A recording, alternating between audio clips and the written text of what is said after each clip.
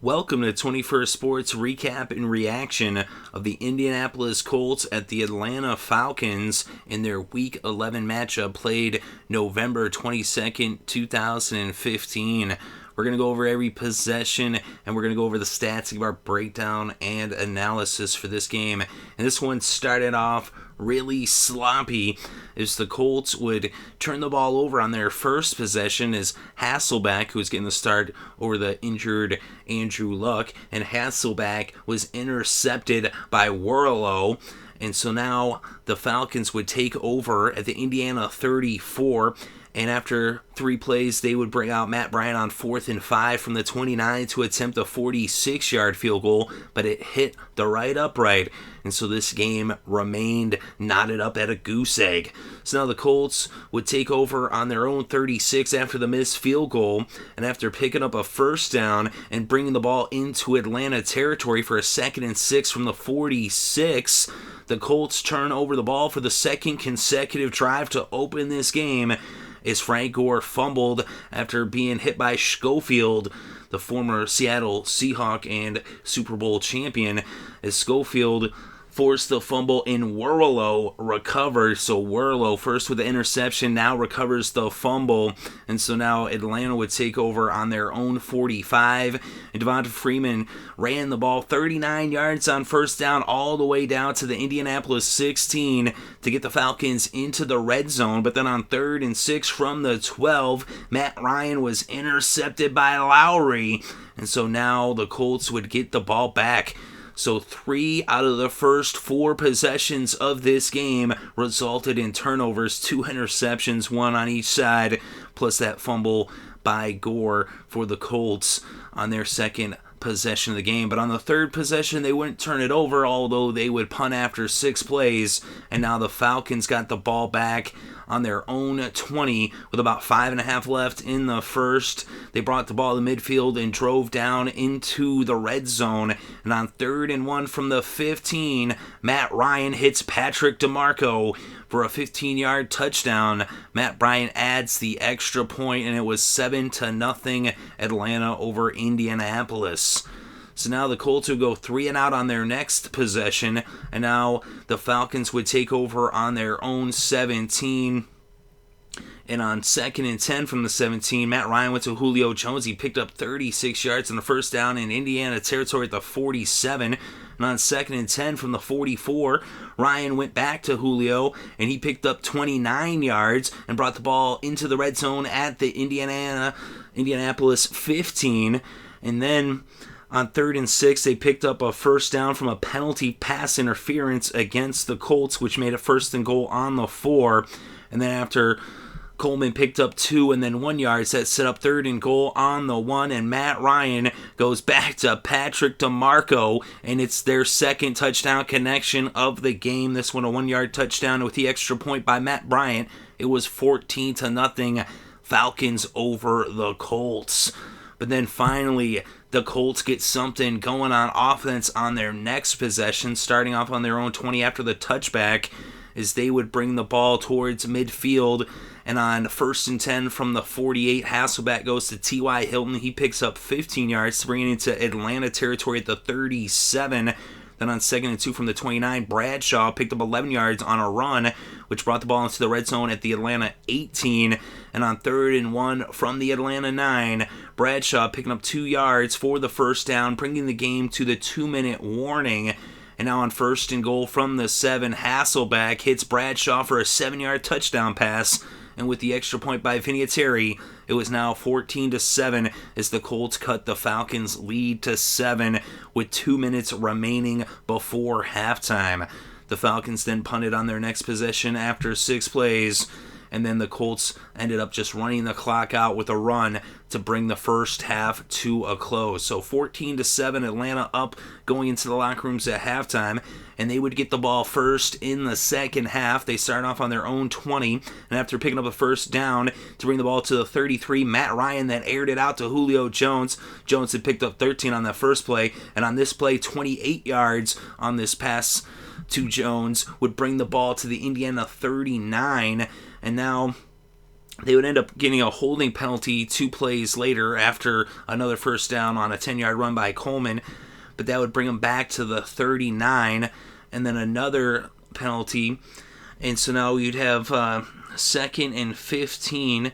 Hankerson picked up 8 yards to make it 3rd and 7 from the 26, and then Matt Ryan hit Jacob Tamme for 16 yards to bring the ball into the red zone at the Indiana 10, making it 1st and goal.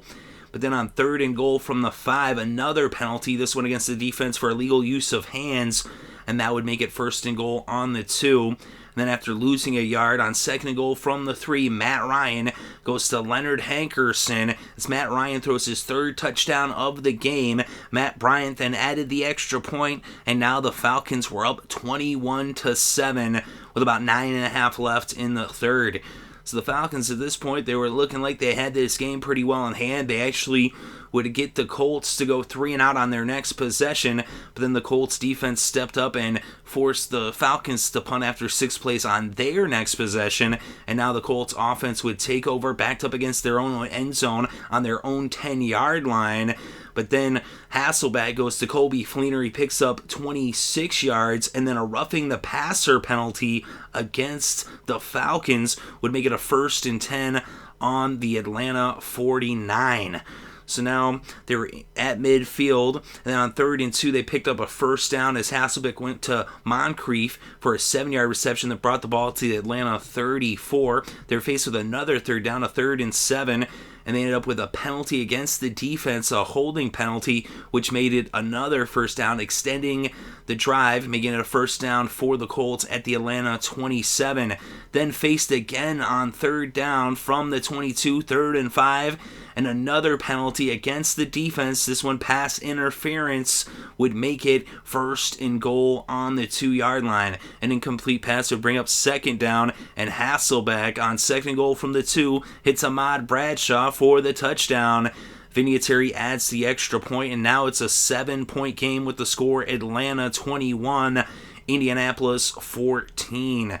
So now on the very next play from scrimmage after the touchback, 1st and 10 on the 20, and Tevin Coleman fumbles the ball. Walden forced the fumble. DeQuell Jackson would recover the fumble, and that was the final play of the 3rd quarter. So now the Colts would take over on the Atlanta 21 right there in field goal range with a chance to close the gap and a chance to even tie the game. But on 3rd and 4 from the 15, Hasslebeck was intercepted by Allen. And so now the Falcons would take over on their own 15. But they weren't able to get anything going, and they went 3 and out as the Colts come up with a big stop and do not allow the turnover to result in any points on the ensuing possession by Atlanta. And so with the 3 and out, they'd punt to the Colts. The Colts wouldn't get anything going on offense either, and they punted after 4 plays.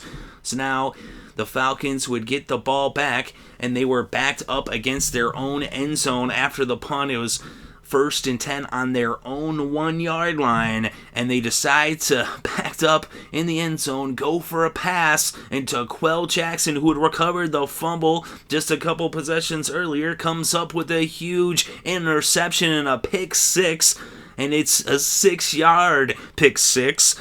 The defensive touchdown and the extra point by Vinatieri had this game now tied up at 21, so down to 21-7. The Colts rally to tie this game up with just 10 minutes left to play. The Falcons would then go 5 plays and punt after on their next possession as the Colts defense came up big, but then they went 3 and out on their next possession as the Falcons defense came up with a big stop. But then the Colts defense forced the Falcons to go 3 and out and got the ball back for their offense with less than 5 minutes left to play. They would start this possession on their own 19-yard line. And on 2nd and 10 from the 19, Hasslebeck went to Frank Gore. Frank Gore picks up 31 and brings the ball to midfield at the 50. And now a 9-yard pass to Bradshaw would bring it to the 41 into Atlanta territory. Gore would lose a yard and bring the game to the 2-minute warning, which set up 3rd and 2 at the Atlanta 42. Hasslebeck then went to Moncrief. He picks up 10, and that brings the ball to the Atlanta 32 for a first down. And so the Falcons would take a timeout. Gore would run the ball for a couple, and they would take another timeout for Atlanta. So now it's 2nd and 8 on the Atlanta 30 for the Colts. Frank Gore picks up 3, and the Falcons burn their final timeout with about 1:45 left to play in this game. It was now 3rd and 5 from the 27. Bradshaw picks up 2, and the Colts would be forced to attempt a 43-yard field goal with less than a minute left to play in this game. And Adam Vinatieri, the most clutch kicker in the history of football, kicks the 43-yard field goal that puts the Colts up 24-21. But the Falcons would get one last chance as they would get the ball after the kickoff on their own 18-yard line with about 43 seconds left to play. A pair of incomplete passes would bring up 3rd and 10 from the 18. Matt Ryan then went to Julio Jones. He picked up 14 yards and a first down at the 32. Ryan then went to Ward. He picked up 4 yards, and the Colts took a timeout with about 10 seconds left to play. So now it's 2nd and 6 from the 36. Matt Ryan goes to Julio Jones. Julio Jones makes an amazing catch, but they say it was incomplete. They reviewed it, being that it was less than a minute left to play in this game, and the ruling on the field was confirmed. I personally kind of thought that was a catch as he caught the ball. He even seemed to bring it in, and he made a few steps, but it was once he fell out of bounds, as he got knocked out of bounds, then the ball got knocked out of his hands once he was on the ground. I don't know, a little bit of controversy there, but either way it was called an incomplete pass. So now it was 3rd and 6 with just 1 second left to play, and Matt Ryan would end up actually getting a play off to White for 3 yards to bring it to 1 second left. So now on the very last play, Matt Ryan scrambling around under heavy pressure. He's running around, and he tosses it up for a Hail Mary. And they had the hands team in on defense for the Colts, and Colby Fleener, the tight end, intercepts the ball. So as I said, Fleener in there for the hands team, because with this being the last play of the game, unless of course there was a defensive penalty, but this being the last play, they had all the defensive backs in there. They had Fleener in there as part of the hands team, and Fleener comes down with it, and this game comes to a close as the Colts come from behind. They erase the 14-point deficit. They win this game. They even up their record at 5-5. And with this victory, coupled with the Texans' victory, the Colts remain tied for first place in the AFC South with Houston. And the Falcons now drop to 6-4. They're 3-2 at home. And they're now 4 games behind the Panthers, who are undefeated at 10-0, who won on this day. The Colts are 3-2 on the road on the season, so they go above 500 on the road. And really, I mean, this game was sloppy from start to finish. So Matt Ryan had the 3 touchdowns, but he had 3 interceptions. Just like Hasslebeck had 2 touchdowns, but he had 2 interceptions. So both quarterbacks throwing an equal amount of touchdowns to interceptions in their touchdown to interception ratio in this game.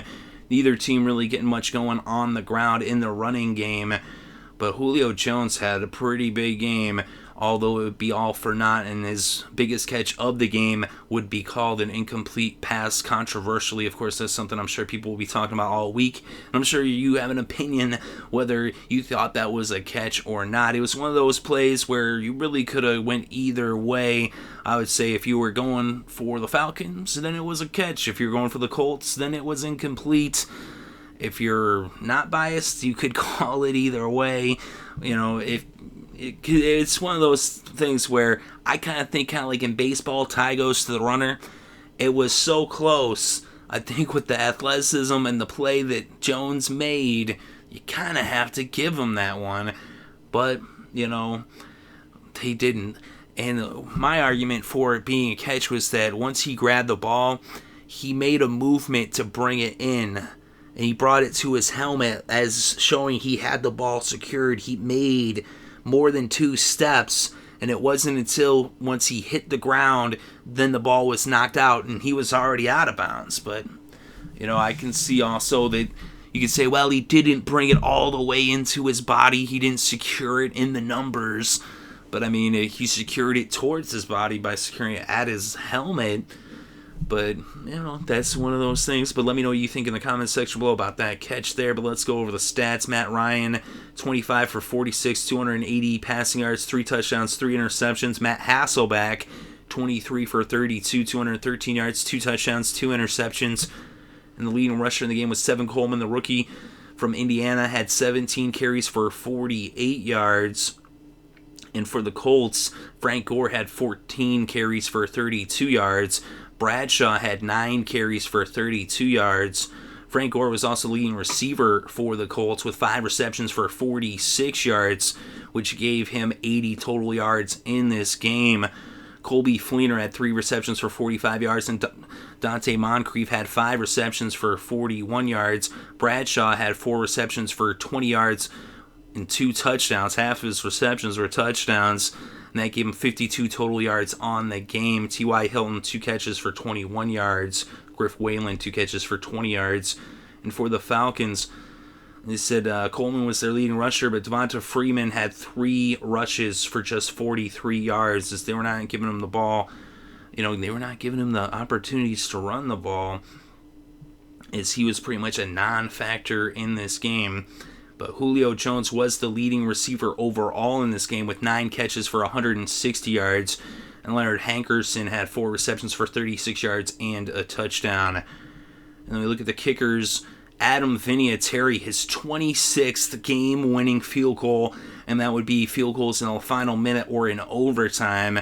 And he was 1 for 1. It was his only field goal attempt in this game, that 43-yarder. He also was 3 for 3 on the extra points in this game. Matt Bryant was 0 for 1 on the field goals, 3 for 3 on the extra points. Of course, that missed field goal coming in the first quarter of this game, as they weren't able to turn that interception by Hasslebeck, as Worlow had intercepted them, and they did not turn that into points when they had the opportunity. That would end up costing them in the end.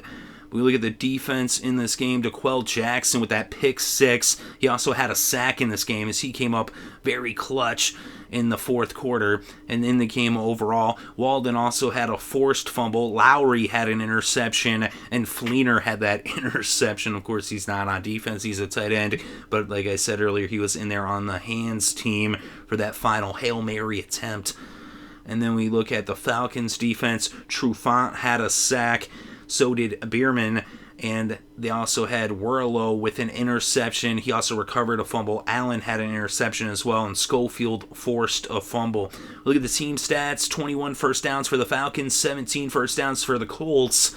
And on third down, the Colts 7 of 14, 50% conversion rate on third down for Indianapolis. And for the Falcons, they also had a 50% conversion rate, converting 8 of 16 on third down. They were 0 for 1 on fourth down. We look at total net yards, 375 for the Falcons, 276 for the Colts. And on the ground, the Falcons netted 100 yards, the Colts 74. Through the air, the Falcons netted 275, the Colts 202. Matt Ryan was sacked once for a loss of 5 yards. Hasslebeck sacked twice, losing a total of 11 yards. And we look at the penalties in this game. 7 penalties against the Colts for 42 yards. And for the Falcons, they were penalized 6 times, but for 69 yards, as they ended up with 27 more penalty yards, although they had 1 less penalty. Both teams had a fumble that they lost in this game. And then we look at the red zone. The Falcons 3 for 4, 75% in the red zone. And the Colts 2 for 3, 66% in the red zone. Time of possession, 32 minutes, 39 seconds for Indianapolis. 27 minutes, 21 seconds for the Falcons. It was a really sloppy game. Penalties costing the Falcons and the turnovers as well. Of course, the Colts had their turnovers too, but their turnovers came early on in the game, as they had those 2 interceptions and the fumble early on there, and then they were able to overcome those turnovers. Like I said, they turned the ball over on their first 2 possessions of this game. Of course, the Falcons also had a turnover early on, but then their big turnover, and it ended up with 3 interceptions, but the one that really hurt them the most was that pick 6, when on the 1-yard line, they throw the ball. I don't really understand that call right there, other than they just didn't have confidence in their ground game and their ability to pick up a yard. But really, I mean, that's like unheard of to me. If you're on the 1 yard line, you have to run the ball. Like, that's what you do. You run the ball, you pick up a yard, maybe 2, give your quarterback a little bit of room, but instead putting Matt Ryan in a position to fail, asking him to throw the ball from the 1 yard line in the back of his end zone as he dropped back. And of course, it wasn't a long run for DeQuell. I mean, once he picked it off, he was pretty much guaranteed the end zone. And if he hadn't scored on that pick 6, then you can be pretty sure that the Colts would have got it into the end zone, being set up right there on the doorstep. But he did get into the end zone. That tied the game. And then when you give Vinatieri a chance to win with a field goal at the end, I mean, he's done it 26 times before. He's about as sure a thing as there is in all of sports. The future Hall of Fame kicker, one of the greatest kickers in the history of the game. So the Colts coming up big. They needed this win, a huge, huge win on the road, and the Falcons continue to slide after starting off so hot at the beginning of this season. They just keep losing, and it's like the ship's going down. Then they're sitting there with a big leak in the hull, and they're trying to freaking get the water out of the ship, but they're just using Dixie cups. They don't even have buckets. And, their defense was doing a good job, but it's the play calling and, again, not having balance. Neither team really had much balance. A little more balance on the Colts side in this game, but really not much balance at all on either side, but especially for the Falcons, as the Falcons had 71 plays overall, and 24 of those were rushing plays. So they just keep, passing, and they're passing 2/3 of the time, barely ever giving the ball to their talented, running backs, especially Freeman. He only had 3 carries. Why would, and he had 43 yards. Give Freeman the ball. What is wrong with you? But of course, that kind of comes down to the Falcons' offensive line, which still is the weakness on this team.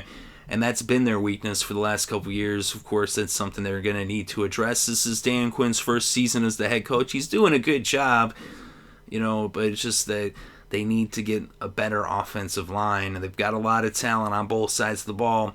And the Colts, they're without Andrew Luck, and to go into Atlanta and win this one, like I said, that's a huge, huge win. But let me know what you think in the comments section below. Definitely interested to read your thoughts and opinions. Thank you very much for listening. It is greatly appreciated. I hope you're having a good day and had a great weekend and enjoyed all the sports.